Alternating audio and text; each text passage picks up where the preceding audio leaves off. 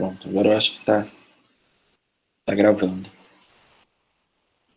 Então, pessoal, vamos começar a aula. Eu acho que já somos 38 aqui. Eu acho que quem chegar, eu aceito, e aí, felizmente, vai perder um pouco do iniciozinho, né? Da aula. Mas vamos lá. Antes de começar a aula, e eu gostaria de deixar até gravado, eu queria falar sobre a data da avaliação. Lembra eu da outra vez teve um probleminha com a data, acabei colocando no dia de um feriado, data segundo a avaliação. Então aqui, ó, eu coloquei lá essas informações no Moodle, tá? As datas das avaliações. Então, das atividades avaliativas, que são 6, né? As datas ficaram inalteradas. Mas a avaliação 1, eu deixei para o dia 23, porque o dia 21 era uma quarta-feira. Então, eu deixei para o dia 23, que é uma sexta-feira, tá bom? Então, ficou para o dia 23, a avaliação 1. Ok? Só essa informação que eu queria dar. Então, o curso está aqui, tá? As gravações, deixa eu até mostrar aqui. Quem quiser assistir as gravações e o PDF, se você entra aqui, aulas do curso, tá vendo? Aqui está a gravação e aqui já está o PDF. Você pode abrir. Tá? Aí está o curso. Pelo celular, quem tem um aplicativo também, fica fácil. Tá bom? Alguém tem algum questionamento da aula passada? Senão a gente pode continuar. E pode interromper a hora que vocês quiserem, tá bom? Vamos lá, pessoal. Antes de falar um pouco, iniciar a primeira aula, essa aula 1, que eu coloquei na outra aula 0, porque era uma aula mais informativa, né? Eu só queria lembrar aquela parte final da aula, que eu acabei falando sobre como era o nosso interesse aqui, não saber o que é a matemática, e sim, vamos lá, tentar, pelo menos, aprender como fazer matemática. Né?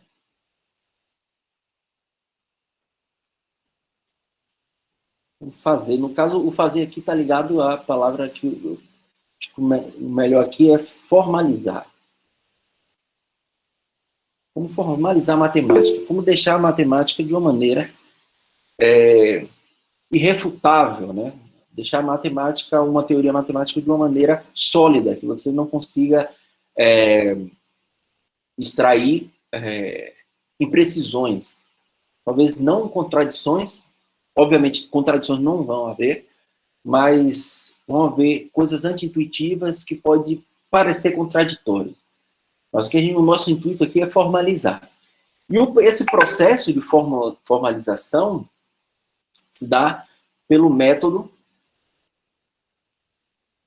axiomático, tá? E aí eu falei na aula passada, que foi introduzida pela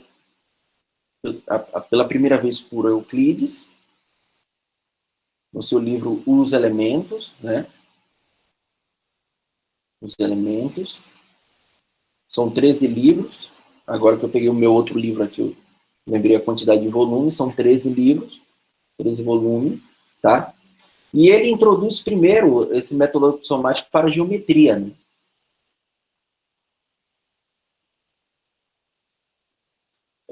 E essa formalização foi ganhando um pouco mais de força, né, de solidez. Obviamente, como qualquer teoria matemática nova, qualquer método matemático novo, sofre um pouco de... Isso não só na matemática, como na ciência, um pouco de rejeição inicial, mas com Hilbert, eu falei isso, vou tentar escrever aqui, eu vou escrever melhor, não tem aqui. Hilbert, até de vermelho, Hilbert, que é considerado hoje como o maior influenciador do método axiomático, né? Eu falei um pouco sobre o programa de Hilbert, que ele falava que toda teoria matemática poderia ser infinitamente axiomatizável, enfim. Mas ele também fornece uma axiomatização. O que seria isso? Uma formalização da matemática por meio de axiomas, da geometria.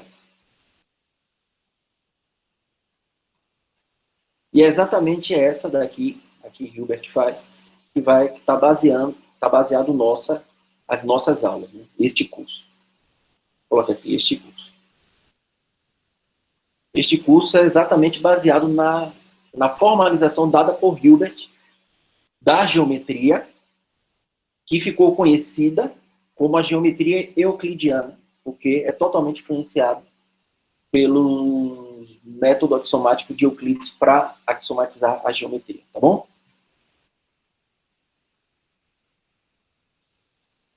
Esse é um outro livro, né? Antônio falou aqui, o livro Os Elementos de Euclides, uma história da geometria e do poder das ideias, né? Eu acho que esse livro, ele fala a história da obra de Euclides, né? Os elementos de Euclides. Assim, quero deixar claro, não foi Euclides que inventou a geometria, né? A geometria já era estudada antes dele. Ele simplesmente só condensou tudo nesses 3 volumes e tentou formalizar da melhor forma possível. Tá bom? Ok? Então é isso. Obrigado, Antônio, pela dica do livro aí. Então, essa foi a nossa aula passada. Então, eu falei que para a construção de uma teoria axiomática, o que era talvez o mais importante era a lógica. Por quê? Para construir uma teoria axiomática, vamos precisar de raciocínio dedutivo. E o raciocínio dedutivo é exatamente o raciocínio lógico, tá? Então, o que a gente vai ver aqui não é uma lógica formal, como eu já tinha mencionado na aula passada, mas a gente vai falar um pouco sobre lógica informal. Não só nessa aula, viu? Eu vou falar essa aula e a próxima aula ainda, a gente não vai entrar ainda nos axiomas da geometria, mas ainda vai falar um pouco sobre lógica. Eu quero que vocês entendam exatamente como é que é dado a construção de uma teoria axiomática, o que são os axiomas, as definições, os teoremas, enfim, né? Como é dividido uma teoria axiomática. E um pouco de lógica. Na próxima aula eu vou entrar falar um pouco sobre lógica proposicional, tabela de verdade, quantificadores. Eu vou tentar falar disso para poder vocês não ficarem muito distantes da lógica no momento que a gente for usar, tá? Então, eu vou falar um pouco sobre lógica informal, eu vou dar uma ideia, mas o foco hoje do curso, da aula de hoje, eu vou falar sobre o que são teoremas e o que são demonstrações, provas desses teoremas, tá bom? Então, a ideia geral sobre isso. O que mais que eu poderia mencionar aqui sobre essas coisas, né? Acho que é isso. Tá, vamos lá. Espera aí. Deixa eu voltar aqui. Pronto. Tá, lógica informal. Eu só vou dar uma ideia. O que é que a gente está interessado aqui? Estamos interessados em obter resultados, que vão ser os nossos teoremas, da nossa teoria, a partir de afirmações previamente conhecidas ou provadas, né? Conhecidas ou provadas, como verdadeiras. Eu digo conhecidas, que são as definições dos axiomas, certo? Que são afirmações que você considera como verdade na sua teoria, ou provadas, porque podem haver teoremas. Eu posso ter um teorema que é consequência de outro teorema. Eu falo aqui que são os axiomas, postulados, que são a mesma coisa, eu falei na aula passada, e os teoremas, que também, nesses que eu chamo de teorema, eu vou explicar mais na frente, que engloba lema, que vocês vão ver em muitos livros de matemática, proposições, corolários, tudo isso são teoremas. Tá? Então, eu trouxe esse desenho aqui, que é eu acho, né, que é um professor com um aluno fez uma demonstração de algum teorema, e aí ele escreveu aqui, ocorre algo milagroso aqui, em uma passagem da demonstração, da justificativa, e aí o professor fala, eu acho que você deveria ser mais explícito aqui no passo 2. Isso é algo muito comum de um professor falar para um aluno quando vai analisar uma prova, um teorema, uma demonstração de um teorema. Essa prova representa bem o meu ensino médio. Boa. Talvez vai representar muito mais a sua graduação, porque não, é quase impossível você não receber uma não seja chamado a atenção para algo. É muito difícil, né? Já que vocês vão trabalhar com demonstrações o tempo inteiro até o final do curso. Né? Então, é exatamente isso. É esse rigor que nós, matemáticos, temos. Talvez aqui pode ser até entre dois amigos matemáticos. Né? Não precisa ser um professor-aluno, mas entre dois amigos matemáticos. É um revisando o trabalho do outro. E questionando cada passagem do raciocínio dedutivo e achando que não tá preciso, então precisa colocar mais informação, justificar alguns passos. Então, essa figura aqui eu trouxe justamente para ilustrar, que eu acho que ilustra bem como é o trabalho do matemático. Tá? Então é isso, o trabalho do matemático é exatamente isso, duvidar. Eu já tinha falado na outra aula, tá? Eu queria trazer essa charge aqui. Deixa eu passar aqui, peraí. Tá. E aí eu queria falar primeiro do que é que consiste uma teoria axiomática. Eu estou falando disso o tempo inteiro. Acho que na outra aula eu nem cheguei a precisar muito. Então, a teoria axiomática, como é que você inicia uma teoria axiomática? Né? Você inicia colocando definições. Eu vou colocar assim, dos componentes, eu vou chamar componentes, entre aspas, porque da teoria. Então, por exemplo, se eu quero construir a teoria da geometria, eu devo definir quem são os nossos componentes, né? Eu devo definir, ou pelo menos dizer, quem são os pontos, quem são as retas e um plano. Então, a nossa teoria da geometria euclidiana vai iniciar exatamente assim. Vocês vão ver na próxima segunda-feira. Eu vou iniciar com ponto, retas e planos, tá? Então, toda a teoria axiomática consiste inicialmente de definições e axiomas. Vou botar aqui, e axiomas. Axiomas. Lembrando que axiomas são o quê? Afirmações consideradas verdadeiras, tá?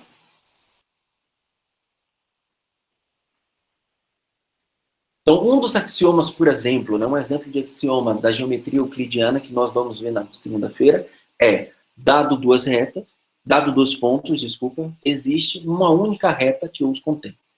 Então, isso é uma afirmação que, na nossa teoria, vamos considerar como verdade. Tá? Aí, o que acontece? A partir das definições e dessas afirmações iniciais, utilizamos um método dedutivo, vou colocar aqui, ó, o método dedutivo. O que é isso? A lógica, né? Isso aqui é a mesma coisa de lógica. E começamos a deduzir teoremas. Tá? Aí, tá, eu iniciei com definições, axiomas, deduzi teoremas. Aí, a partir desses teoremas e ainda dos axiomas e definições, aplicando novamente o método dedutivo,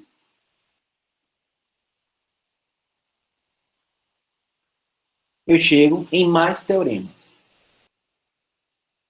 Tá? E aí, esse jogo continua. Tá? Esse jogo continua. Então, é assim que é construída uma teoria matemática. Tá? As definições, axiomas, método dedutivo, teoremas. Método dedutivo sobre os teoremas e sobre os axiomas, mais teoremas. Método dedutivo sobre teoremas de teoremas. Então, é algo recursivo. Nós vamos trabalhando, descobrindo teoremas e acumulando conteúdo. Então, assim, é muito complicado. Muitas vezes você vê uma teoria matemática muito ampla, muito grande, com bastante teorema. Nossa, como a gente chega nisso? É um trabalho gradual, pouquinho em pouquinho, pouquinho em pouquinho, tá? Então, toda teoria hoje, basicamente, toda teoria matemática é construída dessa forma, é formalizada dessa forma. Então, o método dedutivo e a lógica que te dá a segurança que os resultados que você obtém, os teoremas, são verdadeiros. Por quê? A partir de axiomas e definições, você aplicando o raciocínio lógico dedutivo, não tem como o teorema ser falso. Aplicando o método dedutivo, outros teoremas são verdadeiros. E aí, segue. Tá bom? Isso. Então, aqui a Jaqueline falou assim, o corolário vem depois? Exatamente. Eu vou explicar daqui a pouco, Jaqueline, o que são lema, fato, teorema, proposição e corolário, tá? Todos esses, tudo isso, você pode chamar de teoremas. Mas eu vou explicar qual é a diferença entre cada um desses, para que fique claro no momento que você vai ler um livro matemático, tá? Mas eu vou explicar o que exatamente são todos esses componentes dentro de uma teoria, tá bom? Lohan, professor, e como quando passamos a considerar um teorema em um axioma?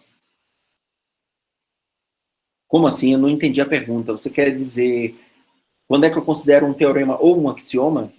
Porque considerar um teorema em um axioma, eu não entendi essa pergunta. Se quiser ligar o microfone, pode ligar, Lohan, que talvez fique mais fácil de gente... Pronto.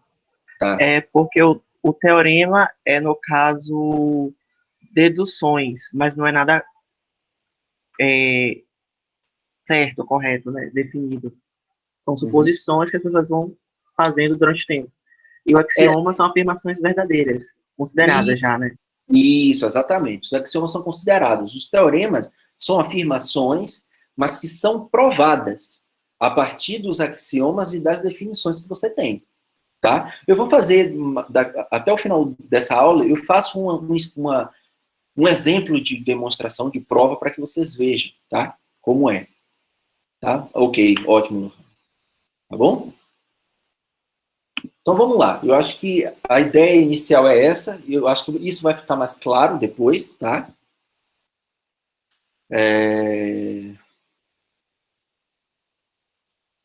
Então, o que a gente precisa também entender é como, né? E eu acho que eu vou tentar fazer isso nessa aula de hoje e na próxima, como fazer as deduções, tá? Como aplicar lógica. Quais são as técnicas de demonstrações, tá? De provas. Então é isso que eu vou tentar explicar ainda hoje, tá? E na próxima aula ainda, tá bom? Vamos lá. Então, eu comparo sempre o método dedutivo, né, ou a formalização dedutiva, com um jogo. Eu acho que o João Lucas, lá no livro, aquele livro que eu passei, que é o livro base do texto, no início ele faz essa comparação, e eu adoro essa comparação, realmente. Porque é o seguinte, né, em um jogo, por exemplo, vamos considerar um jogo de xadrez. Em um jogo, você tem as peças, né, as definições das peças do jogo. Tá? As definições das peças, ou seja, um peão, o rei, a rainha, o bispo, a torre, o cavalo, né? Então, tem a definição de que qual o movimento de cada uma dessas peças, tá? E isso aqui está relacionado, dentro de uma teoria matemática, com as definições do que eu chamei lá dos componentes da teoria.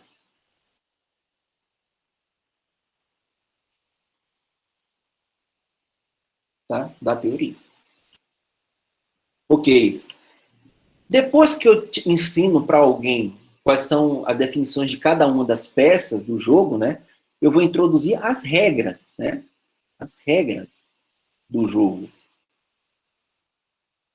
As regras, ou seja, quando é que o jogo acaba, como é que o jogo inicia, como eu posso comer uma peça do adversário, tá? O que é permitido, o que não é permitido.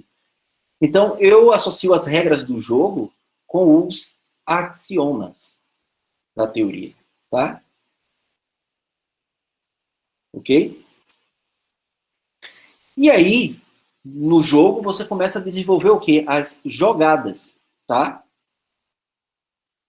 As jogadas, ou seja, tem muitas quem joga um pouco de xadrez sabe que existem jogadas que você pode construir ou pensar em 3 jogadas à frente, a depender da, da, da forma como esteja o tabuleiro em determinado momento. Então você pode pensar em uma jogada, você pode. Então as jogadas, né? Elas são construídas através do. Deixa eu apagar aqui, ficou meio. Através de um raciocínio lógico dedutivo, não é isso? Você vai construir jogadas a partir do raciocínio lógico dedutivo. E aqui as jogadas eu comparo com os teoremas da teoria. Tá bom? Então eu gosto de fazer essa analogia porque fica bastante claro de como é que a gente faz uma teoria matemática.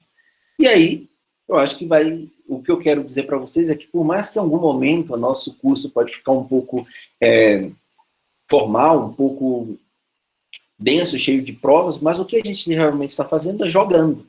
O que um matemático faz, na verdade, é jogar o tempo inteiro. É difícil encontrar um matemático que não goste de jogo. Então, eu particularmente me divirto muito fazendo isso. Né? Então, o Rian falou aqui, né? Então, para resolver por método dedutivo, é necessário ter uma noção de como resolver a questão antes mesmo de demonstrar. Boa, isso é muito bom. Isso que você falou é muito bom. Você precisa ter uma... Eu costumo dizer assim, você precisa sentir o cheiro de como é que você pode aplicar o método dedutivo. Como é que você pode induzir a resposta para os teoremas, né? As provas. Então, isso foi perfeito, essa sua colocação. Então, quando você lê um teorema, uma afirmação, e você fala, eu preciso provar isso, tem gente que fala assim, é muito normal você pensar de trás para frente, né? Você chega primeiro, pensa no que, aonde você quer chegar e vai tentando construindo dentro seu processo intuitivo, né? Como é que você iniciaria a escrever a prova? Como é que você iniciaria a prova do teorema? A mesma coisa é uma jogada no xadrez. Você imagina daqui a 3, 4 jogadas e vai construindo, né, como se estivesse voltando até o momento que o jogo está e você faz a primeira jogada no intuito de chegar naquele objetivo final. Então é exatamente isso. Muito boa a sua colocação. Tá?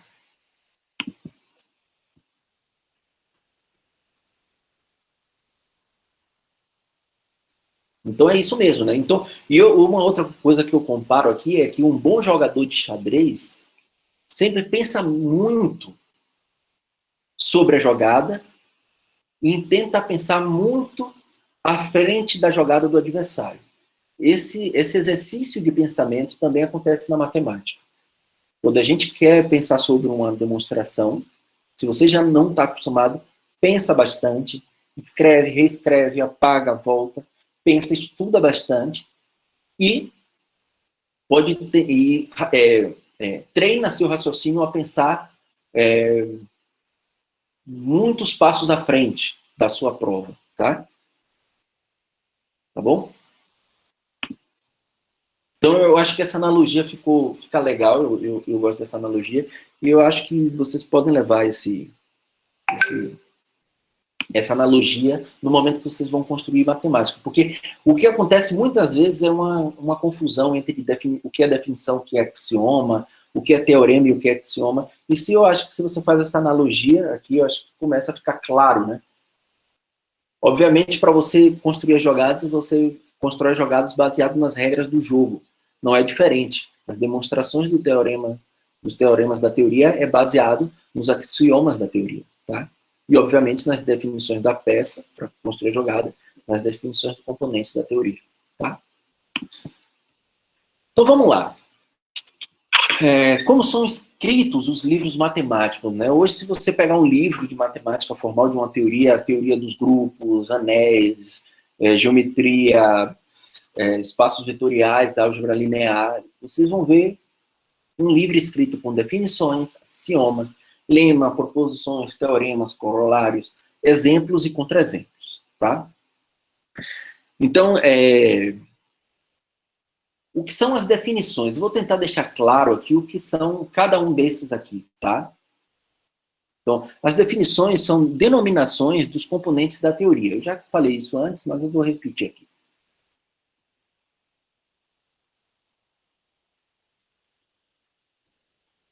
Dos componentes da teoria, tá? As peças do jogo. Os axiomas são afirmações, já falei isso, mas eu vou voltar a falar. São afirmações assumidas, tá? Verdadeiras.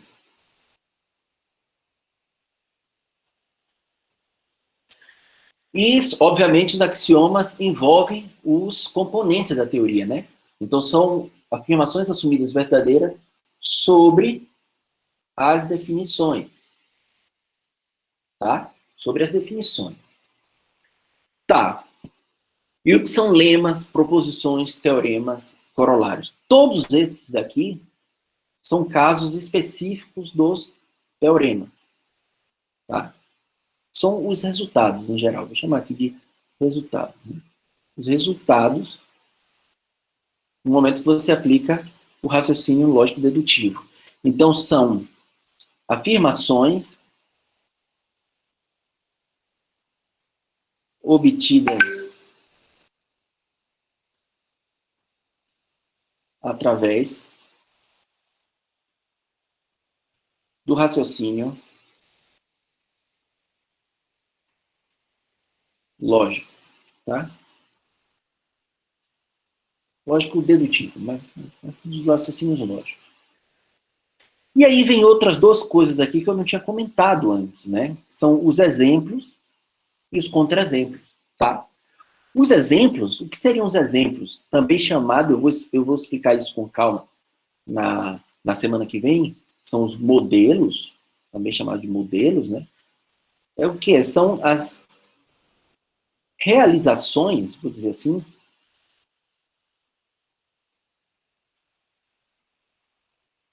das afirmações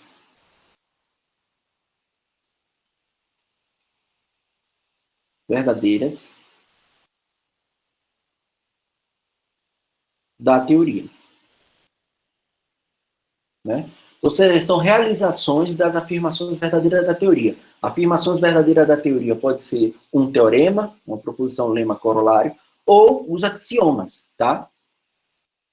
Claro, e a realização dos componentes. Você precisa, para ter um exemplo, você precisa ter os componentes, né?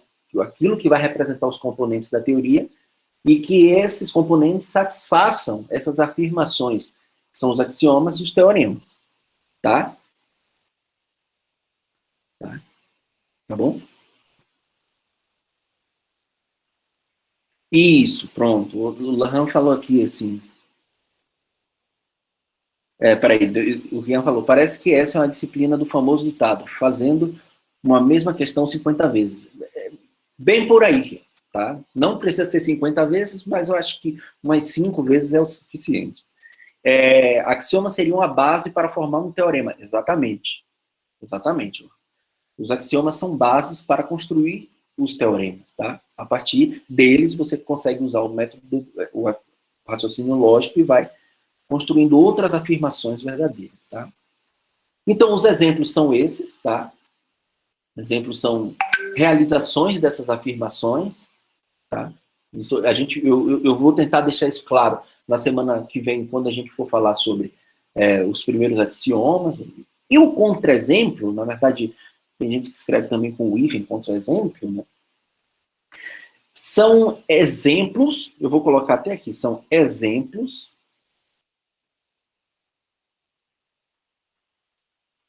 da falsidade.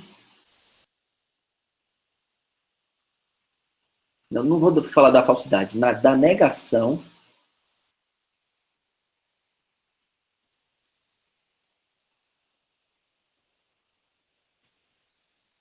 de uma afirmação.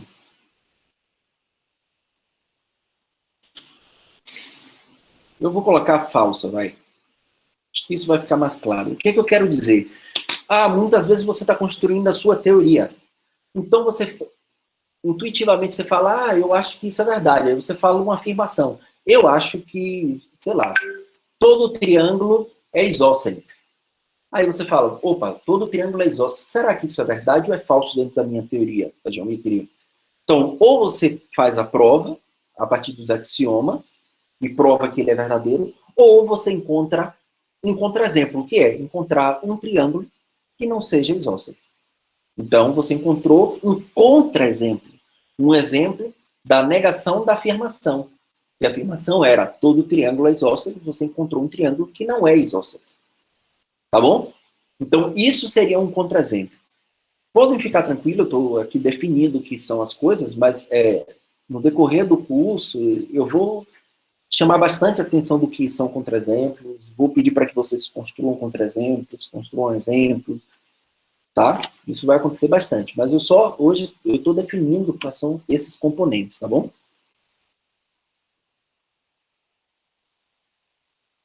Então, como eu falei, vamos tentar usar a lógica, não vamos tentar formalizar a lógica, tá? A nossa proposta aqui é usar a lógica, tá? Eu vou até escrever aqui. Vamos usar a lógica. Apesar de que na próxima aula eu vou falar um pouco sobre lógica proposicional, tabela de verdade, que é um pouco da formalização, é só para ajudar no raciocínio, mas na maioria das vezes a gente não vai fazer uma demonstração matemática falando, eu faço a tabela de verdade, aquilo. Não, para usar o raciocínio lógico-dedutivo, que muitas vezes você já está internalizado, você já tem um raciocínio lógico-dedutivo dentro de vocês, né? Então, vamos estabelecer regras. O que eu quero começar a partir de agora é começar a estabelecer regras básicas do raciocínio no desenvolvimento de uma teoria, tá? Então, uma regra que eu acho que é a regra zero, que é a regra principal do desenvolvimento da nossa teoria é a seguinte: as afirmações não previamente justificadas, que eu vou colocar aqui, provadas, tá? Pode só até substituir essa palavra justificada por provadas, ou demonstradas.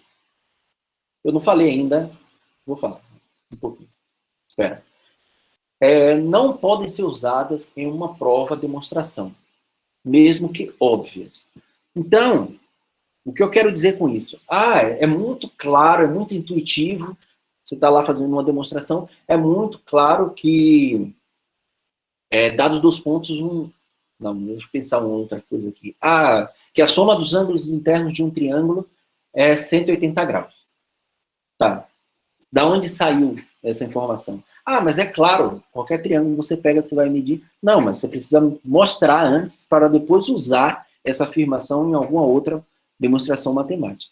Assim como o teorema de Pitágoras, né? O teorema de Pitágoras, existe uma prova, uma demonstração do teorema de Pitágoras, e depois que você prova que ele é verdadeiro dentro da teoria, você pode utilizar o teorema de Pitágoras para justificar outras afirmações. Tá? Então, por favor, nesse curso não existem afirmações, vocês não podem usar afirmações que não foram justificadas. Tá? E exatamente, eu retornei com essa frase, né? Eu acho que poderia ser mais explícito aqui no passo 2. Exatamente isso. O passo 2 não foi suficientemente justificado na prova que o professor estava avaliando o aluno. Tá? Então, essa é a regra número 0. Tudo que você escrever precisa ser justificado. Obviamente, no meio para o final do curso, a gente vai estar mais acostumado com a linguagem, acostumado com os axiomas, e vai passar um ou outro que a gente já aceita como uma verdade que nem precisa ser escrita, mas se você quer ser altamente rigoroso na sua demonstração, na sua prova, você precisa justificar todos os passos, tá? Eu acho que eu não falei qual é a diferença entre prova e demonstração, é a mesma coisa, tá? Então, demonstração, eu acho que os franceses usam mais essa palavra, demonstração, mas eu acho que os alemães usam mais prova para teorema. Eu, particularmente, prefiro a palavra prova, mas nada que seja, que eu possa dizer, não, então eu vou desconsiderar a palavra demonstração. Para mim é a mesma coisa, mas eu prefiro usar prova, porque prova para mim, está mais relacionado com essas justificativas. Né? Você precisa provar, por exemplo, um crime. Os policiais precisam provar, não demonstrar. Eu sei lá, é uma questão estética, talvez, mas eu penso. Tá bom? Então, essa é a regra número 0, tá? Por favor, não façam isso. Tá? Tá. Então, dada essa regra número 0, eu queria começar a falar o que são teoremas. Como é a estrutura de um teorema, tá? Todo teorema tem a forma condicional. O que é ter uma forma condicional? É o seguinte, é ter a seguinte forma. Se, vou colocar 3 pontinhos, então,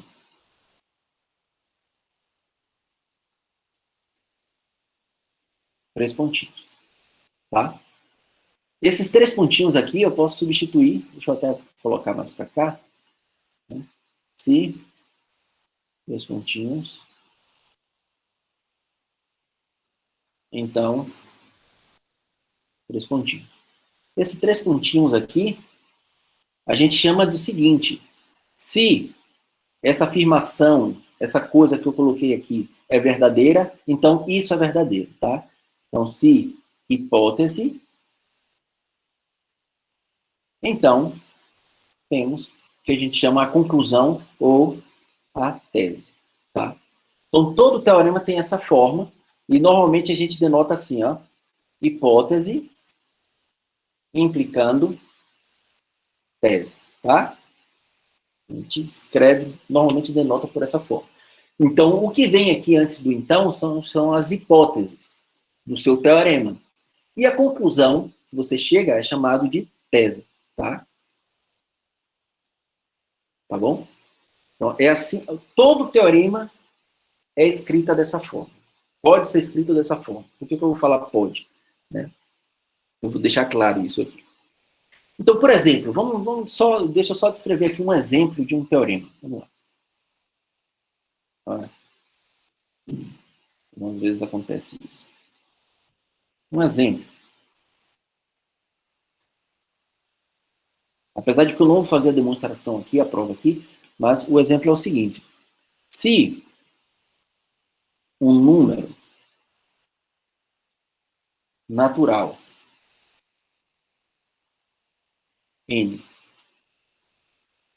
diferente de 2 é primo, tá? Então,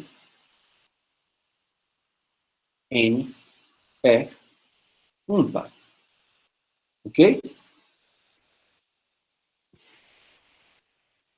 Então, isso aqui é um exemplo de teorema, dentro, por exemplo, da teoria dos números. É uma disciplina que vocês vão ver em breve. Se um número natural n diferente de 2 é primo, então n é ímpar. Então, vamos identificar aqui quem é a hipótese e quem é a tese. Então, a hipótese nesse teorema é quem? Um número natural n diferente de 2 é primo, tá? E a hipótese, a tese, desculpa, n é ímpar, tá? Então, esse cara daqui, todo esse cara que eu risquei aqui, é a hipótese, tá? E esse cara daqui é a tese, tá bom? Então, todo teorema pode ser escrito dessa forma. Obviamente quando você vai escrever um texto matemático, muitas vezes o teorema não vem escrito exatamente dessa forma, como uma condicional, né? Mas pode ser simplesmente por uma questão de entendimento do que você quer passar para o leitor. Muitas vezes essa forma condicional não está claro a intuição que aquele teorema tem por trás, aquele enunciado tem por trás, tá? Então, muitas vezes pode acontecer isso. Então, eu aqui trago aqui alguns tipos de formas que um teorema pode ter, que aparentemente não condicionais, não daquela forma se A, então B, ou se H, então T, mas que ainda podem ser reescritas na forma condicional, tá bom? Os exemplos são esses aí, ó. Então, muitas vezes em alguns textos matemáticos podem vir dessa forma, tá? A implica B, tá? É a mesma coisa de dizer se A, então B. Então, se A, então B é o nosso caso, é o caso condicional. Tem o caso se A, B, ou seja, omitir a palavra então. Tem outro caso, uma escrita que pode dizer assim, B, se A, tá? Ok? Você pode dizer, ou seja, a tese aqui é o B e a hipótese, mas mesmo está escrito no reverso, mas o se está depois do B, tá? Tem um caso A só se B. E tem esses dois outros casos aqui, que normalmente aparecem em alguns livros de matemática, tá? Que é A é condição suficiente para B, ou seja, é suficiente que satisfaça A, que A seja satisfeito para poder obter B, e B é uma condição necessária para A. Ou seja, é necessário que aconteça B para que eu tenha A, tá? Então, essas duas formas também aparecem. Podem ficar tranquilos, existe muita confusão entre o que é suficiente e o que é necessário, tá? Qual é a condição suficiente para a condição necessária. Com o tempo, estudando matemática, vocês vão perceber qual é a diferença entre esses dois, mas eu acho que etimológica palavras suficiente e necessária já te dá essa intuição, tá? Mas essas daqui são as formas de como um teorema pode vir escrito. Tem outras, viu? Mas eu vou deixar para quando se aparecer no decorrer do nosso curso, eu chamo a atenção e falo, tá bom? Mas normalmente pode vir assim. Mas todas essas afirmações, teorema, eu posso escrever como uma condicional, tá? Ok? Por exemplo, olha esse exemplo aqui, ó, esse teorema. Os ângulos da base de um triângulo isósceles são congruentes. Isso é um teorema da geometria. A gente vai provar esse teorema no nosso curso, mas não tem aquela cara, né? Se isso, então aquilo, tá? Então, mas a gente pode tentar identificar quem é a hipótese e quem é a tese aqui.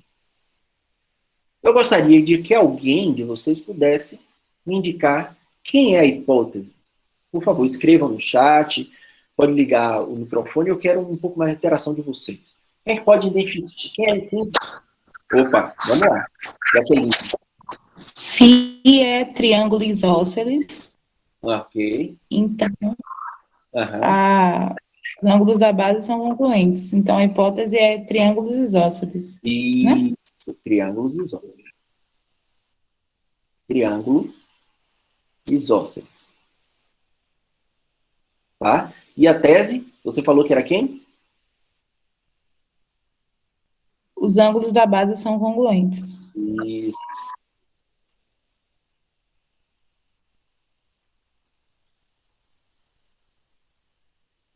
Perfeito.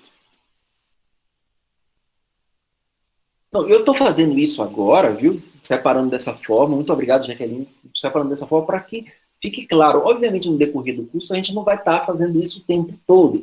Mas se vocês, nos exercícios de vocês, talvez seja legal fazer esse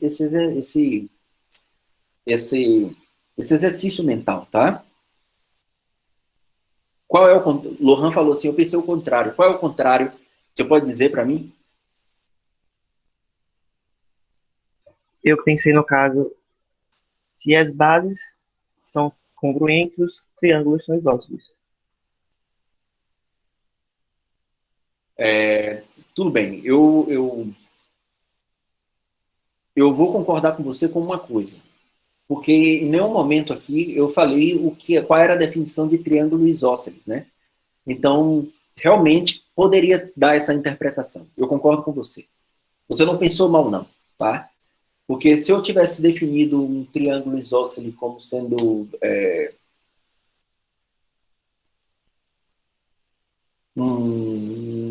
os lados adjacentes a um dos ângulos possui pelo menos dois lados iguais. Então, talvez, isso que você falou também seria um teorema, tá? Tá correto. Porque aqui, para você ver como falta definições anteriores para poder esse teorema ficar totalmente claro. Mas como efeito de exemplo, eu acho que funciona. Então, como é que eu poderia reescrever esse teorema na forma condicional, né? Poderia ser assim, se, vou colocar até de outra cor aqui, ó, se um triângulo é isósceles, vírgula, então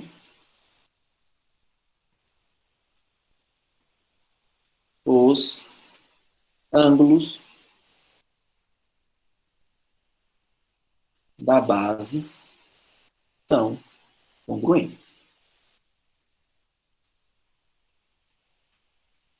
Então, o legal de fazer esse exercício é você identificar quem é a sua hipótese, porque no momento da sua prova você precisa identificar a hipótese, porque você vai utilizar a hipótese para chegar na conclusão.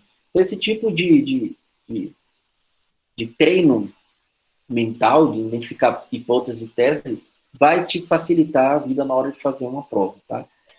Na verdade, Lohan, eu pensei aqui, são noções equivalentes, né? O ângulo da base de um triângulo são congruentes se somente se o triângulo é isósceles. Eu vou falar ainda sobre o que é se somente se, o que é um teorema bicondicional.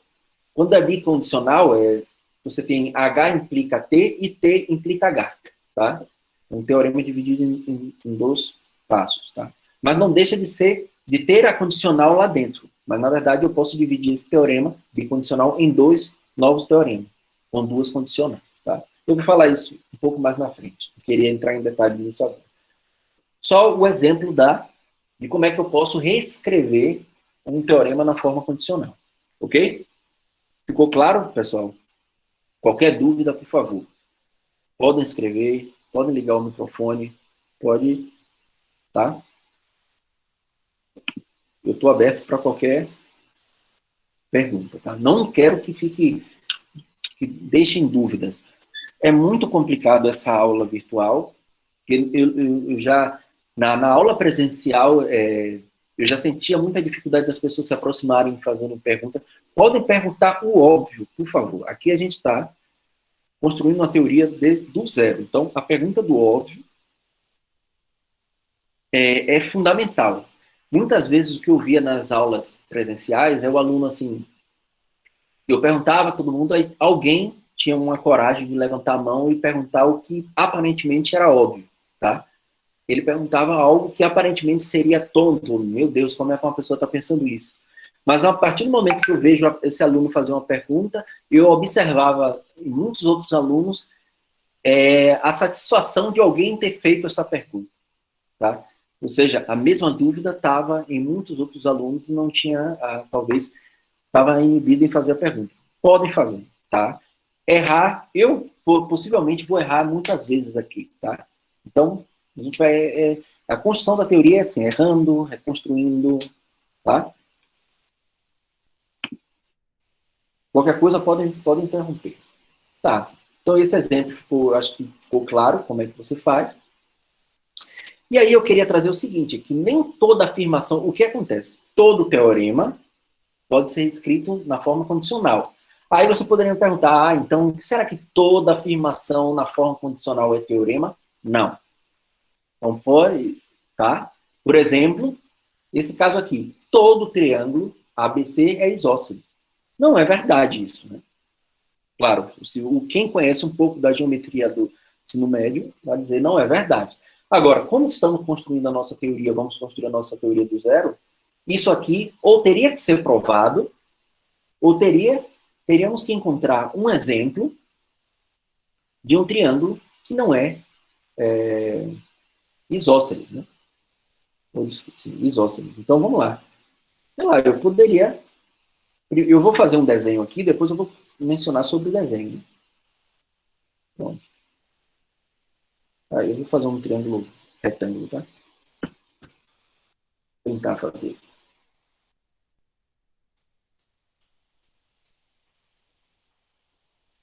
Então, acabou. Perfeito. Eu já ia comentar exatamente sobre isso. O Davidson falou aqui. Se você falou isso, talvez você já tenha visto uma aula do professor Samuel, tá? Ok? Então, apesar que eu estou construindo um desenho, né, para poder tentar exemplificar para vocês por que essa afirmação condicional é falsa. Mas, por favor, antes de responder a pergunta do Kian, isso que o Davidson falou é extremamente importante, tá? Desenhos. Ai, peraí. Desenhos não provam nada. O que é que ele quer dizer isso? Muitas vezes nós somos tentados a isso. Não, tem quem afirme não. Eu afirmo. Desenhos não provam nada, tá? Eu afirmo. Desenho te auxilia na sua intuição, mas uma demonstração matemática não é desenho, tá? Você pode utilizar desenho para intuição. Vou até escrever aqui. Desenhos são usados para ajudar na intuição. Mesmo porque no desenho você não está usando o raciocínio lógico dedutivo. Você não está usando os axiomas, os outros teoremas, não está utilizando o método dedutivo, tá? Mas quando a gente for lá mais na frente falar sobre contra-exemplos, né? O desenho, eu construí esse desenho aqui, e depois que eu construí o desenho, eu devo dissertar mostrando que esse desenho contraria essa afirmação. Vou até escrever assim. Eu tenho que dissertar como este desenho contraria a afirmação. Ok? Início do presencial 2020.1. Ok. Ok? Então seria exatamente isso, tá? Isso, perfeito, Maurício. Desenhos são as muletas para dar forma à teoria. Vão te auxiliar bastante. A gente aqui vai fazer desenho para trazer intuição de como você usar o raciocínio lógico dedutivo, tá? Isso vai ficar claro no decorrer do curso.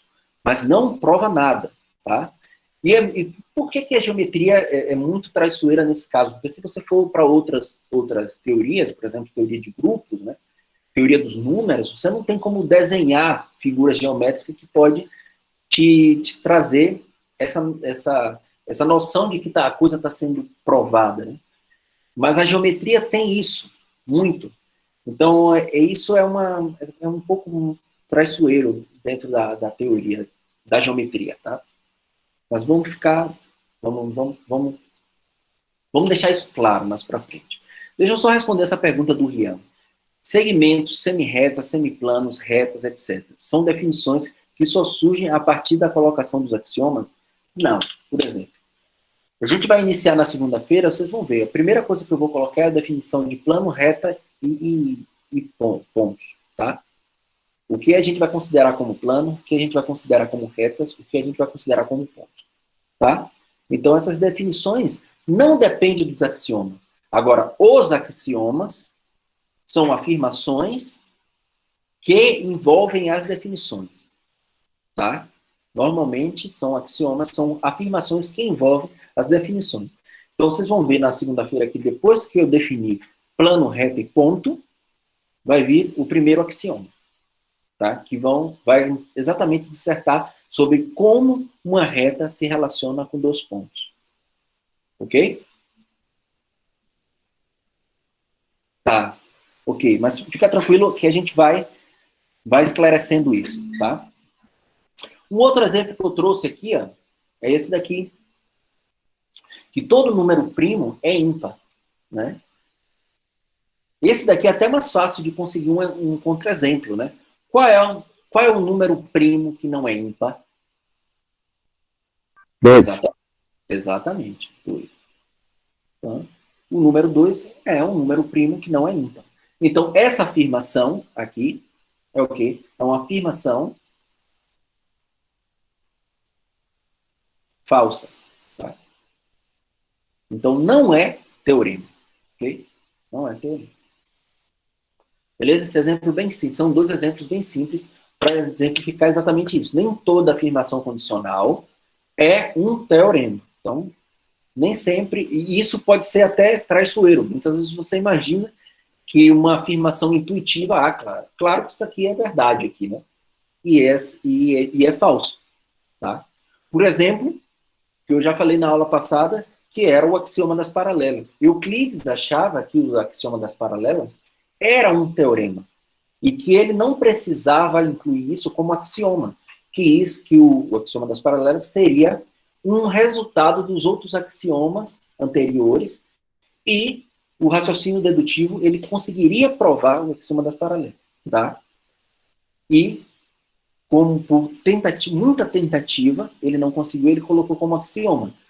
Outros matemáticos acreditavam muito nisso, tentaram exaustivamente provar que o axioma das paralelas era de fato um teorema, era possível ser demonstrado a partir dos outros teoremas, e tiveram insucesso, né? Não conseguiram provar, e resposta sobre o axioma da paralela só foi surgir no final do século XIX para o início do século XX, tá? Lá depois de Hilbert, não, um pouco antes, se eu não me engano. Eu não posso errar tanto nas datas, tá? Mas um momento a gente fala sobre essa história, eu vou precisar exatamente o período. Ok? Tá. Então vamos lá.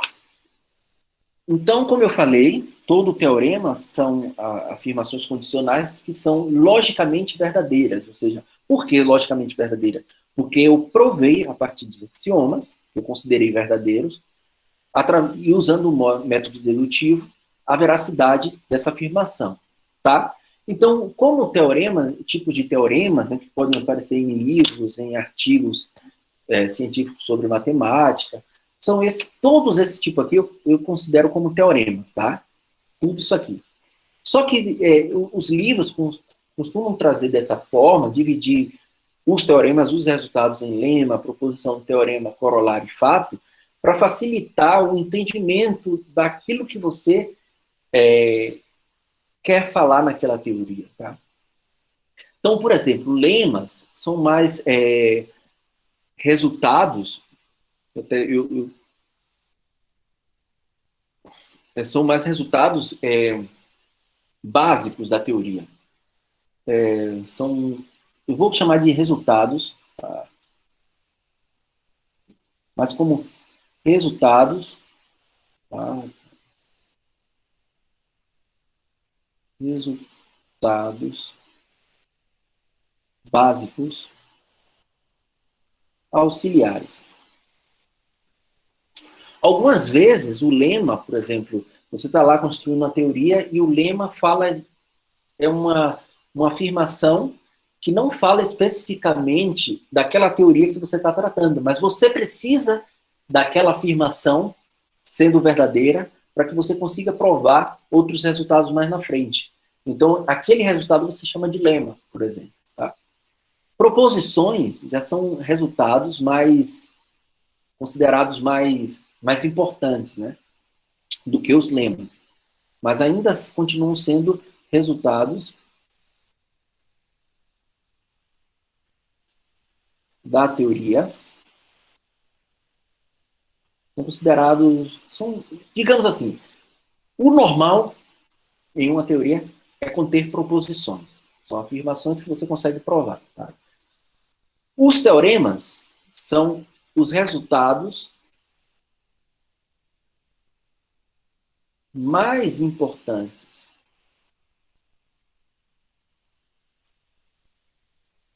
da teoria. Quando eu quero falar mais importante, eu estou te falando sobre, talvez tenha uma utilidade ampla dentro da sua teoria, como, por exemplo, o Teorema de Pitágoras. A quantidade de vezes que você utiliza o Teorema de Pitágoras para provar coisas sobre a sua teoria é enorme.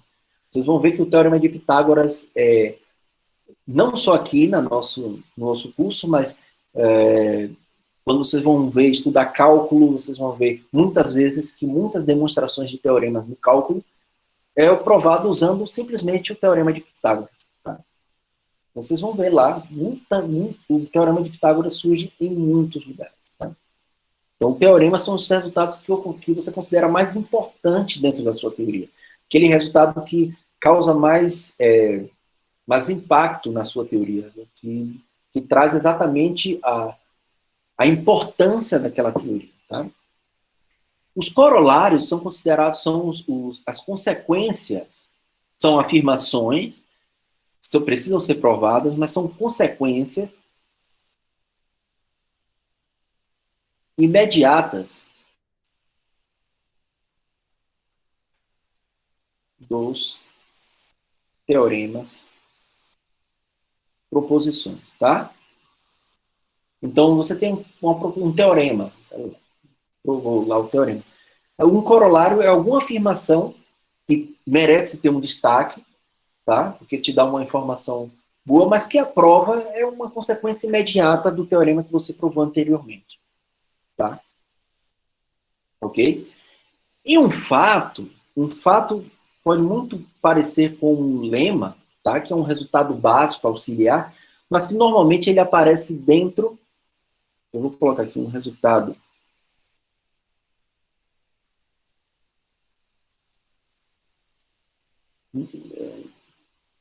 Vou colocar assim, ó. No escopo da prova. O que é que eu quero dizer com isso? No escopo da prova. Você está lá fazendo uma demonstração, uma prova de um determinado resultado, determinado teorema. E aí, no meio, você precisa de um resultado que te auxilia. Ou seja, você não pode usar afirmações sem justificar. Aí você fala, nossa, aqui nesse texto não vai ficar esteticamente bem eu parar aqui agora e fazer essa demonstração. Então, no meio da sua prova, você considera um fato, escreve a afirmação, faz a prova desse fato e volta para a demonstração do teorema utilizando o fato que você acabou de provar. Tá? Eu não lembro se nos teoremas iniciais, proposições iniciais que a gente vai ver da teoria, aparecem fatos. Eu acho que só mais para o final do curso, mas aparecem muitas outras teorias, tá? Normalmente é até uma questão de estética. Eu não colocar esse fato fora do escopo dessa prova não faz muito sentido. Então, é uma questão de estética de escrita, tá?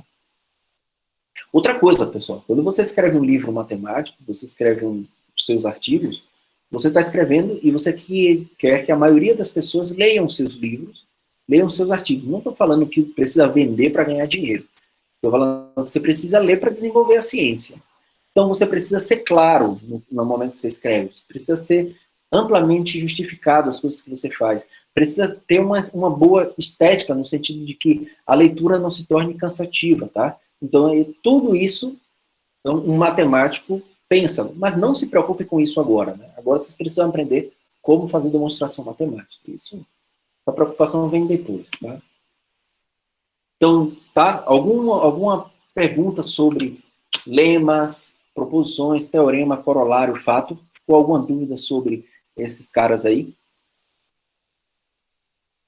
Se não... Acho que só um pouquinho sobre fato. Ah, o fato, né? Nossa, infelizmente eu não tenho... Eu não ia nem escrever fato aqui, nessa lista. Eu ia falar só apenas sobre lema, proposição, teorema e corolário. O fato eu iria mencionar só quando ele surgisse, porque realmente é um resultado, sei lá, você está lá... ok, eu acho que vai ficar claro, eu vou fazer uma prova daqui a pouco, E no meio de uma prova, eu vou precisar provar outra coisa, que eu vou deixar propositalmente de exercício para vocês. Então, esse exercício que eu vou deixar para vocês pode ser considerado um fato dentro da minha prova, tá? Quem perguntou foi o Lohan, né? Então, vamos esperar no exemplo, e aí eu acho que vai ficar claro, tá bom, Lohan? Ok. Então, vamos lá, vamos continuar, tá? Então, pronto. Agora eu acho que a gente já entendeu o que é um teorema, e agora eu queria falar o que seria uma prova, demonstração, tá? Eu queria deixar isso, pelo menos inicialmente, claro, uma ideia do que seria prova, demonstração. Tá?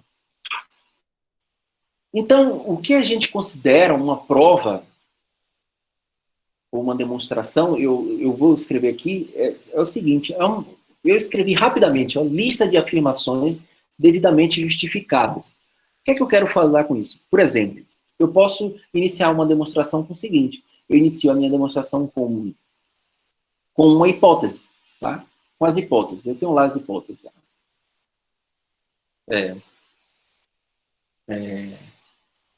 Triângulos isósceles, tá? Como a gente teve aquele caso lá. Então, triângulos isósceles, eu vou, a partir de um raciocínio dedutivo, ou um axioma que eu tenho, eu consigo concluir alguma afirmação. Tá? Aí, para sair da hipótese e ter essa primeira afirmação 1, eu usei o raciocínio dedutivo. Vou botar justificativa lógica. Tem uma justificativa lógica. Eu preciso dar uma justificativa por que eu saí da hipótese e cheguei nessa afirmação que eu escrevi. Aí, a partir dessa afirmação, eu vou e faço uma outra afirmação. Só que, novamente, esse caminho da primeira afirmação para a segunda afirmação, eu boto a afirmação 2, também precisa ser justificado. Isso aqui é um exemplo de prova, tá? E aí eu vou fazendo isso, tá? Até eu chegar na minha tese. E todos esses passos vão ter que conter justificativa lógica. Tá? Então, isso é um tipo de prova. Aqui para o final eu vou falar mais ou menos o que são esses tipos de prova, tá? E aí, que é considerado uma prova direta. O que é uma prova direta? Eu parto de uma hipótese e vou extraindo informação dessa hipótese a partir dos meus axiomas, daquilo que eu já tenho de verdade dentro da teoria, e vou concluindo afirmações. Faço de novo a afirmação 2, faço de novo a afirmação 3, até eu chegar à tese. Tá? Então, todos os passos devidamente justificados. Então, uma prova, uma demonstração, é basicamente essa estrutura aqui, tá? De texto. Lembra lá quando você... como é uma estrutura de uma redação para fazer o Enem, sei lá. Então, tinha uma estrutura. Obviamente, vocês não precisam ficar presos. Mesma coisa para a redação. Vocês não precisam ficar presos naquela estrutura. Mas que te auxilia. Então, partindo das hipóteses, vai jogando raciocínio dedutivo, concluindo afirmações, e vai, até que você consegue chegar na tese. Vamos lá, Rian escreveu, P condiciona que, condiciona T, seria que, o P condiciona que, é o fato? Tá, vamos lá, beleza. Vamos voltar ainda para aquela discussão, né? Então você tem lá, P condiciona que, e tudo isso condiciona uma certa outra afirmação T, certo? Só que essa P condiciona que precisa ser provada, justificada. Se essa justificativa não está clara, e você acha que precisa um destaque, uma prova destacada sobre essa afirmação, você chama de fato dentro do seu teorema. Muito boa, Rian. Eu acho que você já pegou a ideia mesmo, tá? Muito bem. Eu acho que no exemplo vai ficar claro, tá bom? Então, tudo bem? O que seria uma ideia de uma prova, tá? Isso aqui é o que a gente chama de uma prova... essa daqui é um exemplo de prova direta, tá? Eu vou falar aqui ainda sobre tipos de prova. Ainda não vou falar hoje, mas sobre tipos de prova, mas eu vou falar, pelo menos a prova direta eu vou mencionar, tá? Tudo bem. Agora eu queria, só para dar um exemplo, eu já falei o que é uma prova, quero fazer a prova desse teorema, por exemplo. Se o número diferente de 2 é primo, então é ímpar. Eu quero fazer a prova desse teorema para mostrar para vocês como é que a gente pode realizar, como é que é feita uma demonstração. Eu queria deixar pelo menos um exemplo de como é que é feita uma prova, tá? Para que vocês vejam como é que é feito esse caminho daqui, tá? Mas antes de eu fazer a demonstração, eu só queria falar o seguinte, eu acho que muita gente pode também questionar assim, pô, esse sistema de prova, uma prova parece ser algo tão rígido, né, tão, assim, metódico, que aparentemente um computador poderia fazer uma demonstração matemática. Então, existem discussões, eu queria abrir um parêntese para falar disso, né? Existe uma discussão ampla sobre a possibilidade de computadores realizar demonstrações matemáticas, tá? Então, existe uma discussão, inclusive, filosófica sobre isso. Então, tem gente que acha que sim, é possível, já que a lógica pode ser formalizada, um computador pode ser programado para fazer demonstrações, e aí existem outros que falam que não, porque no momento da justificativa lógica, você precisa de ser criativo, e a criatividade é algo inerente ao ser humano. Tá?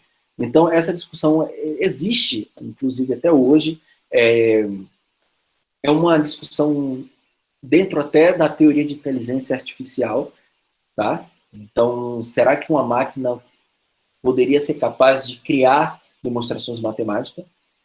Hoje existem programas verificadores de demonstrações de matemática, tá? Computadores conseguem verificar a veracidade da demonstração através dos raciocínios da justificativa lógica. Às vezes o teorema é tão grande a demonstração que seria útil a utilização de uma máquina para fazer a verificação dos teoremas, tá? Da prova do teorema. Então, isso, eu queria trazer esses parênteses, porque é algo bem legal, bem recente, e está muito dentro da lógica dos matemáticos, dos computeiros e dos filósofos. Tá? Então, vamos lá, vamos tentar fazer a demonstração desse teorema, tá? Então, primeiro, eu só queria deixar claro aqui o que é que a gente vai utilizar de o que é. Eu vou primeiro deixar claro a definição de algumas coisas, tá? Primeiro é o seguinte, eu não sei se vocês sabem, mas eu vou afirmar aqui que todo número par pode ser escrito como 2 multiplicado por um outro n, com n natural. Outro número, tá? Então, eu quero que vocês assumam isso aqui como uma verdade. Até como um axioma sobre números. Uma definição. Um número par é um número que pode ser escrito como 2 multiplicado por algum outro número. Ou seja, 2 divide todo número par. Todo número par é divisível por 2. Tá bom? Alguém tem alguma objeção contra essa afirmação que eu estou dando aqui?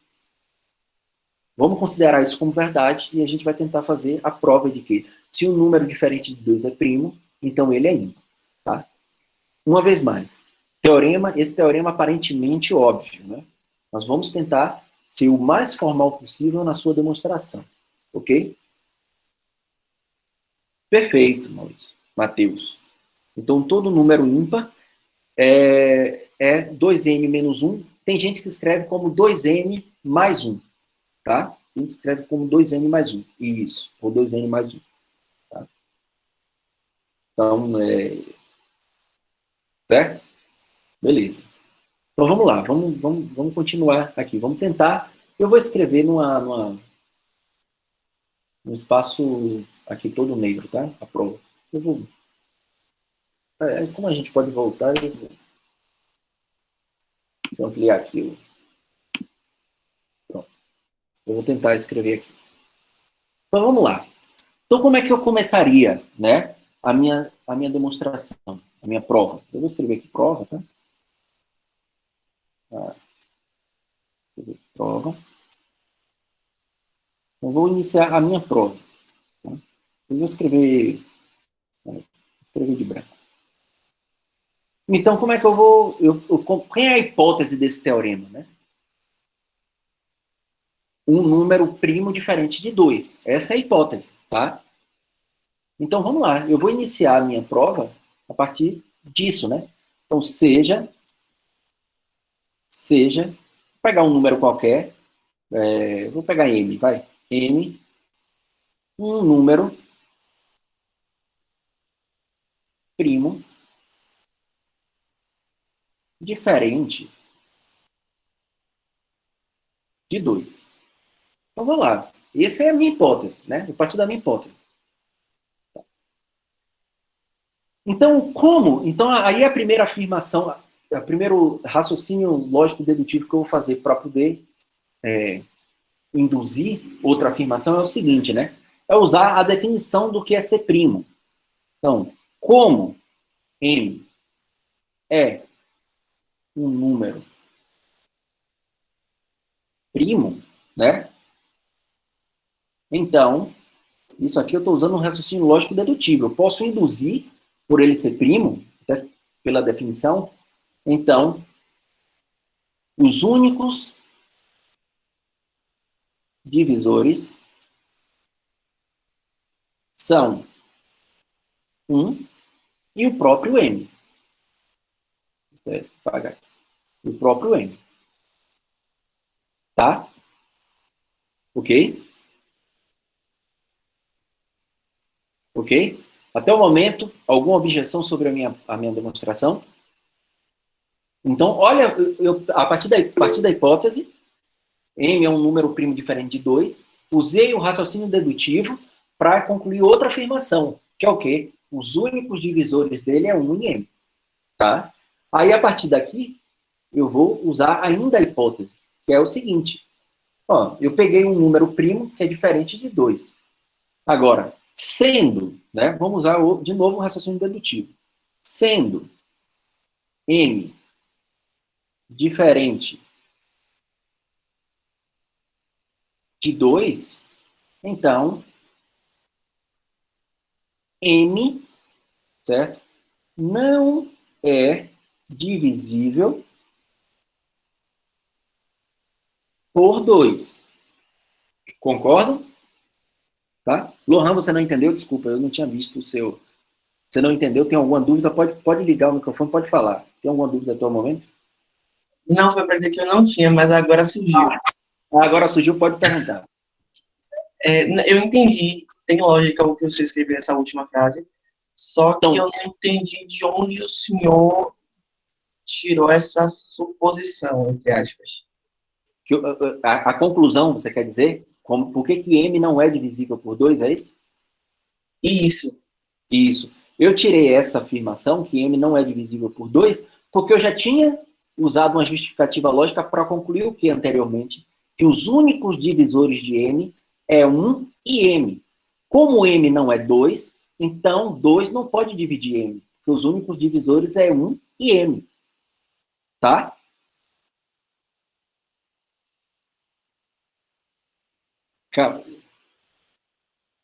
Eu talvez não falei, mas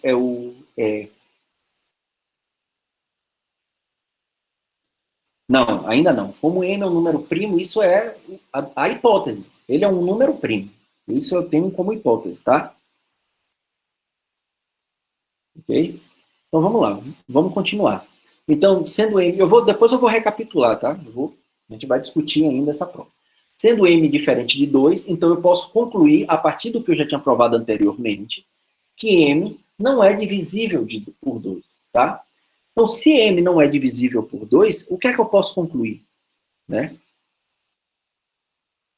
Se M não é divisível por 2, né? Então, portanto, sempre acontece.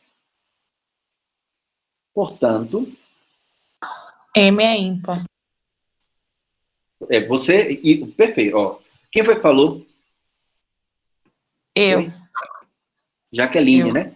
Então, olha como você já chegou lá, né? M é ímpar, que ele não é divisível por 2. Mas lembra da nossa definição que a gente colocou? Todo número par pode ser escrito como 2n com n natural. Então, eu preciso dessa definição. Ou seja, obviamente, em uma demonstração, eu aceitaria você já concluir daqui que n teria que ser ímpar. Mas vamos justificar tudo, tá? Então, portanto, o que é que eu posso concluir? Portanto, m não pode ser escrito, tá? Da forma 2n para algum número n. Perfeito? Olha a justificativa. Como ele não pode ser divisível por 2, eu não posso escrever ele como sendo 2 multiplicado por outro número. Porque se isso fosse verdade, eu conseguisse escrever, 2 dividiria n. Beleza? Certo? Então, como eu não consigo escrever ele dessa forma, e a definição de ser par é poder escrever dessa forma, e todo número que não é par é ímpar, então eu posso concluir, né? Eu posso ainda até escrever aqui, como todo número que não é par é ímpar, tá? Ou seja, só tem duas possibilidades para um número, ele é par ou ele é ímpar. Concluímos que M é ímpar. E aí, chegamos exatamente, M é ímpar, é que é a nossa tese, tá? M é ímpar. Ok? Perfeito? Ok. Entendeu, Jaqueline? Você foi perfeito. Eu já entendi que você deu aquele caso, né? O jogador de xadrez que pensou 2 passos à frente. Mas assim, se eu quero ser extremamente rigoroso, eu preciso justificar todos os passos. Obviamente que chega um ponto que seja ser exagerado justificar tudo, né? Mas nesse curso, eu gostaria que vocês fossem o máximo rigoroso na justificativa, tá? Professor, Diga aí. nessa parte, então, os únicos divisores são 1 e m. Eu não Isso. preciso provar que os únicos divisores são 1 e m, no caso, falar sobre a regra dos números primos? Isso, ótimo. Boa. Desculpa, eu vou pedir desculpa para você. Vamos assumir que a definição de ser primo é essa. Tá? Isso aqui é a definição. Vou até escrever aqui de azul, tá?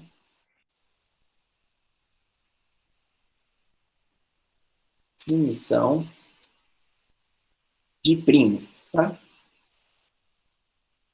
Vamos assumir isso como a definição de ser um número primo. Então, como é a definição, a gente não precisa provar, tá? É aquela afirmação que a gente considera como verdadeira. Lembra? A afirmação é definições e axiomas, tá bom? Beleza? Beleza. Então vamos lá. Então vamos entender aqui, né? Então eu parti do quê?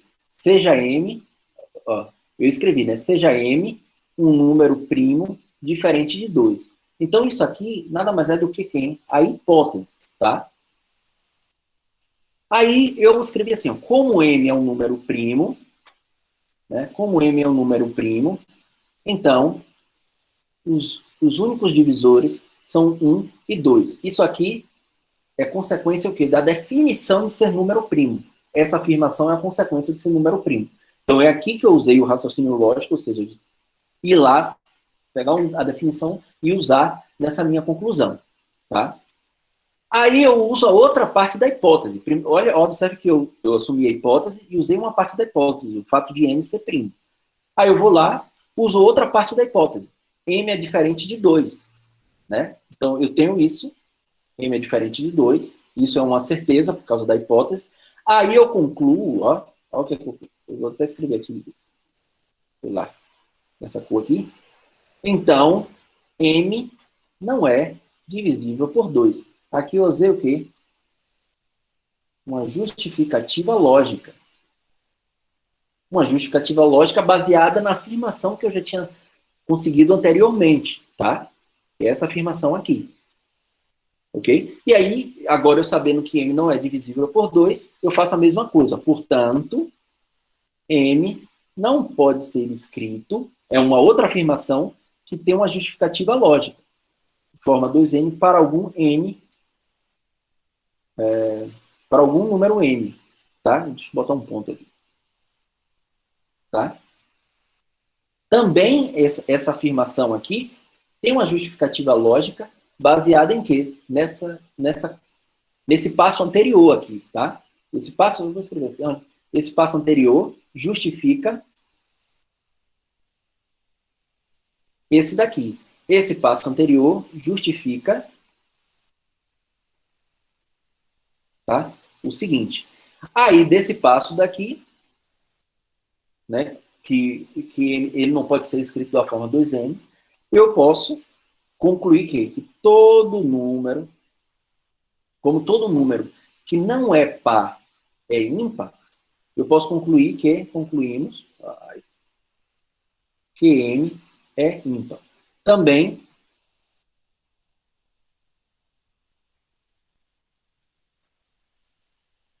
esse passo anterior justifica essa última afirmação, que é exatamente o que? Esse último aqui. Vermelho também. É a tese. Certo? Isso, eu usei o método direto. Exatamente. A Aline está perguntando, você usou o método direto, né? Isso, eu usei o método direto. Exatamente isso que eu falei aqui, ó, prova direta, tá? Exatamente é uma prova análoga a essa estrutura de prova aqui, ok? Eu usei exatamente o método direto, tá bom? Ok? Ficaram dúvidas sobre essa prova? Então, e normalmente quando eu vou escrever aqui, ó, normalmente quando você termina uma demonstração matemática, você coloca um quadradinho aqui. Por que você coloca um quadradinho, né? Nos textos matemáticos, os matemáticos costumam colocar um quadradinho, terminar também assim, que é D, né? Para dizer assim, ó, essa prova termina aqui, e o que vem a partir daqui é texto da teoria. Ou seja, agora vou voltar a falar de algumas outras definições, ou vou enunciar outros teoremas, ou vou colocar observações, ou vou fazer exemplos, tá bom? Tá, se quiser, pode fotografar, não tem problema, mas lembrando que eu vou mandar esses slides em PDF, vou deixar lá no Ava, tá? Então, talvez não precisasse fotografar, porque vocês vão ter acesso a isso aqui sempre. Ok? Sem problema. Tá bom? Ok com a demonstração que eu fiz? Ah, ok, tudo bem. Sem problema, não tem problema, tá? Já fotografou? Desculpa, eu tirei. Fotografou? Ah, ok. Alguma dúvida sobre essa demonstração? Sobre essa prova que a gente acabou de fazer aqui? Se alguém tiver alguma dúvida, pode falar e a gente pode esclarecer mais algum outro ponto, tá? Tá, ok. Professor, dúvida não, mas seria nesse exemplo que o senhor falou que ia me mostrar qual seria o fato? Ou seria... Não, desculpa, não é nesse exemplo, tá? Não é nesse exemplo. Infelizmente, não é nessa aula. Não vai ser nessa aula. Vai estar... Eu tinha esquecido. É outra demonstração que eu vou fazer na próxima aula. Por quê? Eu vou fazer na próxima aula. Eu vou explicar aqui por que vai ser na próxima aula, tá? Então, o tipo de prova. Essa prova que eu fiz, né? Então, você tem eu vou falar aqui sobre os tipos existentes de prova, tá? Então, você tem uma prova, você pode fazer de forma direta, que é exatamente essa prova que a gente acabou de fazer, e pode ser feita também de forma indireta, tá? Na forma indireta, que é o que a gente vai ver na próxima aula, tá? Aqui... Deixa eu ver, peraí, deixa eu ver. Ian falou algo aqui, eu vou só escrever isso aqui sobre o que é indireta e eu vejo o seu comentário. Então, na prova indireta, a gente pode fazer a prova por, que a gente chama de RAA, que é a redução ao absurdo, ou por contrapositiva, tá? Muitas vezes, muitos matemáticos, inclusive, confundem a contrapositiva com a redução ao absurdo. Acham que é a mesma coisa. No fundo, você consegue induzir que seja a mesma coisa.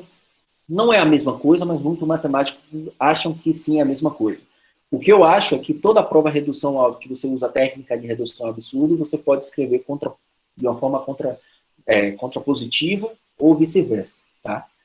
Pode dar trabalho a escrita, para escrever de uma para outra, mas, logicamente, na lógica formal, essas duas coisas são distintas. Tá?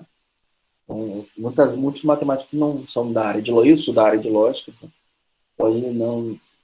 pode não perceber a diferença entre contrapositiva e redução absurda. E tem a prova direta. A prova direta é essa prova que você vai fazendo, e dentro da prova direta você tem outras técnicas que você pode ser utilizada como indução. Eu acho que a gente não vai ver aqui. Não vai ver. Se a gente vai ver de forma informal, e eu não vou entrar nesse caso da prova por indução, mas no curso de teoria dos números, a prova por indução é extremamente importante, tá? Desculpa, verdade, eu não coloquei a lista de presença aqui. Peraí, vou colocar agora.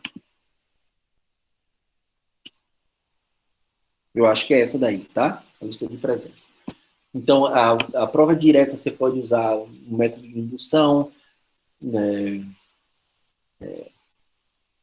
pode não ser linear, então pode ser uma prova linear ou não linear.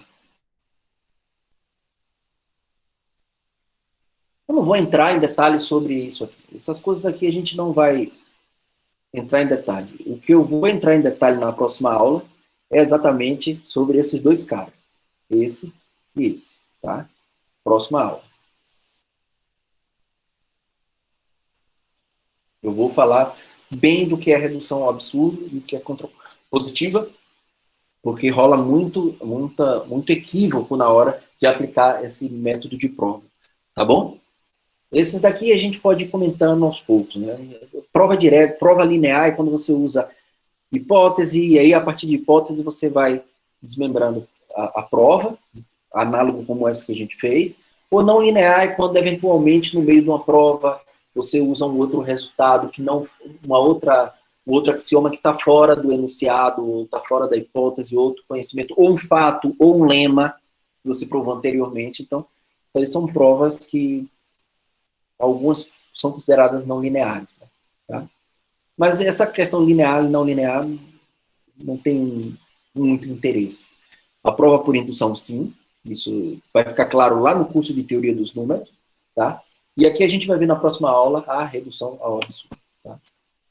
Então é isso. Na próxima aula, o que, é que a gente vai ver?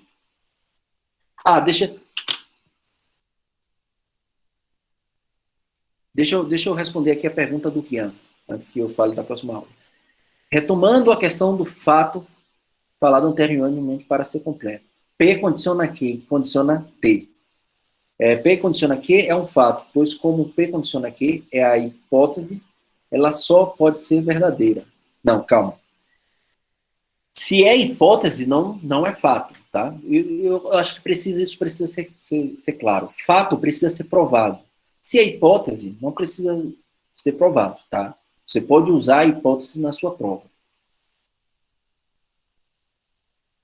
Bom, o que você escreveu aqui é verdade, é correto. E eu vou falar isso na próxima aula. Se a hipótese é falsa, toda a proposição é verdadeira. Isso eu vou falar na próxima aula, que é exatamente onde eu vou falar um pouco sobre lógica informal e modelos, tá?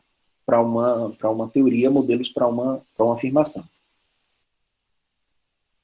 Isso tem a ver com a tabela de verdade da implicação. Também vou falar sobre isso.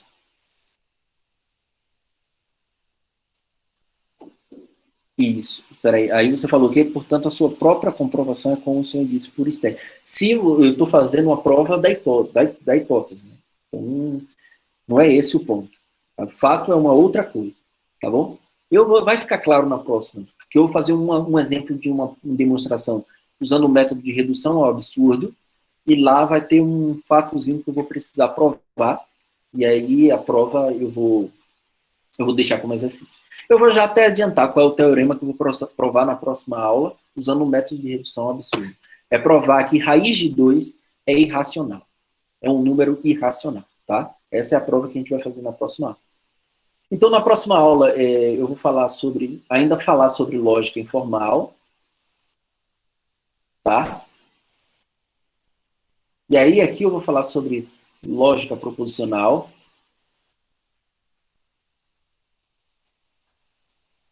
E aí, sobre lógica proposicional, eu vou falar sobre tabela de verdade, negação de sentenças, tá? Ok? Já disponibilizou, eu vou deixar no mudo, Antônio, tá? Vou deixar no mudo. Antônio está perguntando se o professor Samuel disponibilizou, ele disponibilizou, vou deixar no mudo, tá? Então, lógica informal tem a lógica proposicional, que eu vou falar um pouco, e aí a gente vai falar sobre a técnica.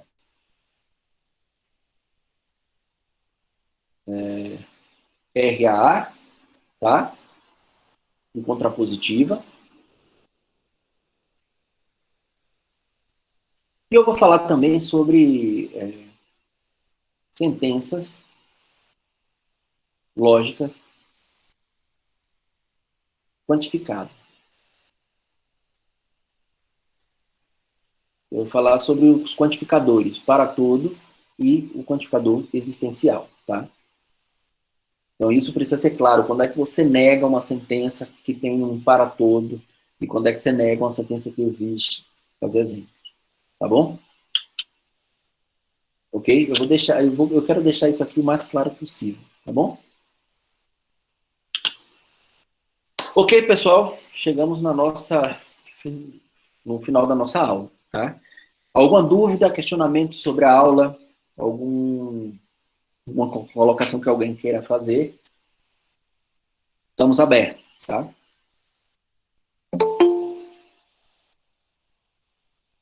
Nossa, alguém está aparecendo na aula agora? Espero que não seja. Ok? Algum questionamento, alguma dúvida sobre a aula? Ficou claro? Espero que fique totalmente claro, tá bom?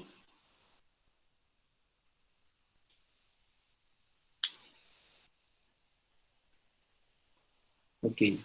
Dúvidas podem perguntar, não se sintam encabulados, não fiquem com vergonha. Ok. Ótimo, ótimo saber. Vocês estão entendendo tudo. E aí, talvez próxima aula. Vamos lá. Na próxima aula é próxima aula. Sexta-feira, vamos discutir.